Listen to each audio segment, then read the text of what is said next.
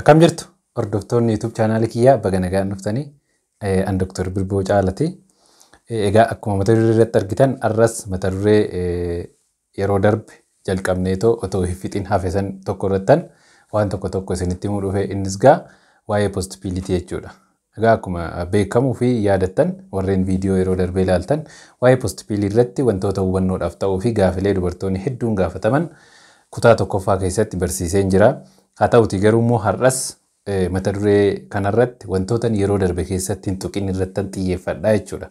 Egaa postability'n qoricha da'iinsa ittisu ta'ee qorichoota kaan irraa kan adda isa godhu walqunnamtii saalaa erga raawwatamee booda qoricha fudhatamu yeroo ta'u maloonni idilee biroon immoo walqunnamtii saalaa dura fudhatamu jechuudha. Inni kun boodadha, suni duradha. Adda addummaa isaanii inni guddaan achittidha.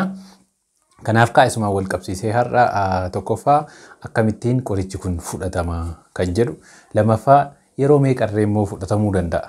Egaa akkuma beekamu qorichi kun yeroo baay'ee dubartoonni hedduun ni fayyadamu. Haa ta'uti garuu yeroo meeqa fayyadamuu danda'ama? Miidhaa qabaayi akkamii maseenummaa ni fidaayi wantoota jedhu kana dubartoonni hedduun gaafachaa turan jechuudha.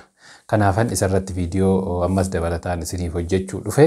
Kanaaf yeroo meeqa fudhatamuu danda'a kan jedhullee har'a viidiyoo har'aa keessatti ni barsiisna. Inni sadaffaan side effect qoricha kana. Qorichi kun side effect akkamii qabaa kan jedhu kana har'a qabadhee waan an dhufeef warri YouTube channel kiyyaaf haaraa taatan YouTube channel kiyya subscribe godhaa.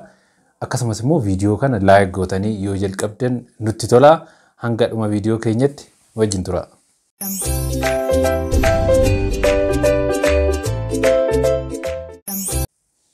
Egaa gaafii jalqabaatirraa gaafa kaanu postability akkamittiin dubartoonni fayyadamuu qabu kan jedhu irraa kaana. Egaa maaliif jennaan itti fayyadamni qoricha kamiitu baay'ee murteessaa waan ta'eef itti fayyadama isaa beekuun barbaachisaadha jechuudha. Akkamitti fayyadamuu postability'n egaa akkuma dura isiniif tuquuf yaale walqunnamtii saalatii boodadha kan inni fudhatamu. Yeroo tokko namoonni akka waan sa'aatii 72 irratti yookaan immoo guyyaa 3 irratti fudhatamuutti yaadu yeroo darbee isinitti menatti fakkaate garuu inni sun sirrii miti jechuudha. Akkas osoo hin taane kan godhamuu qabu akkuma walqunnamtii saalaa raawwatameen dafeetoo fudhatamuu qaba jechuudha. Daqiiqaa 30 haa ta'u, sa'aatii tokkotti haa ta'u, sa'aatii 6 haa ta'u, anytime akkuma walqunnamtii saalaa fudhatameen qorichi sun argameen fudhatamuu qaba malee eeganii guyyaa 3ffaa irratti inni fudhatasu sirrii miti jechuudha. Akkasitti faa yeroo fudhatamu waan ani argee fi kanaaf tokkoffaa hanga danda'ameen akkuma walqunnamtii saalaa raawwatamee fudhatamuu qaba. Maaliifini lakkoofsuma turtiin sa'aatii sanirraa fagaachaa deemeen feelarreetti isaa dabalaa deema waan ta'eef jechuudha. Inni biraan nyaata wajjin immoo garaa duwwaadha moo nyaata wajjinii kan jedhudha jechuudha. Postability'n garaa duwwaattis nyaata wajjiniinis yoo fudhatame rakkoo hin qabu.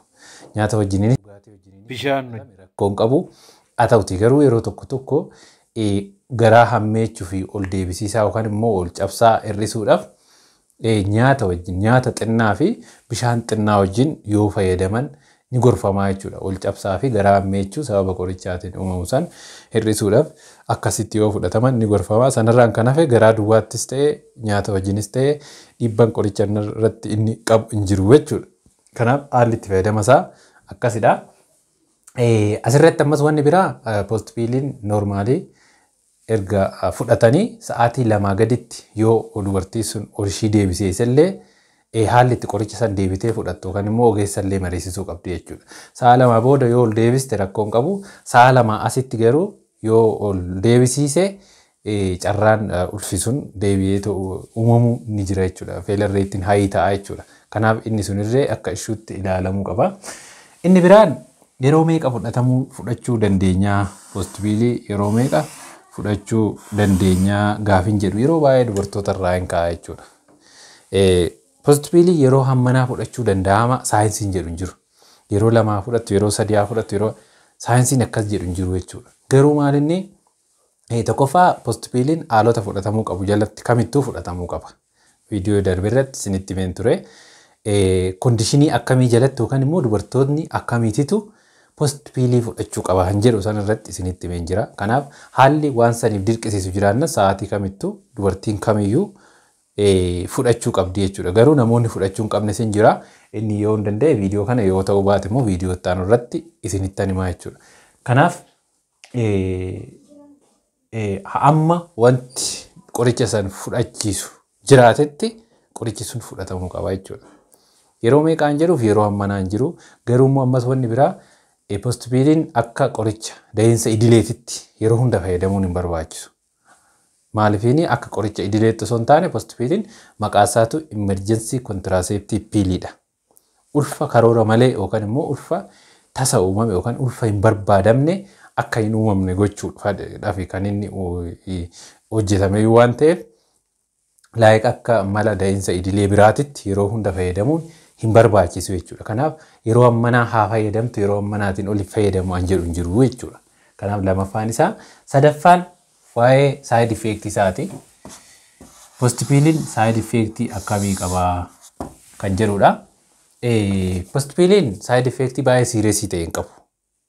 Side effect akkasitti baay'ee nama yaaddessu hin qabu. Side effect muraasa garuu hin qaba. Side effect wan san keessaayis inni tokko marsaa laguu jeequdha. Hedduminaan dubartoonni qoricha kana fayyadaman marsaa laguu isaanii jalaa jeeqama. Kana jechuun marsaa laguu akka yeroo kaanii guyyaa isaa eeggatee dhufuu dhiisuu danda'a jechuudha.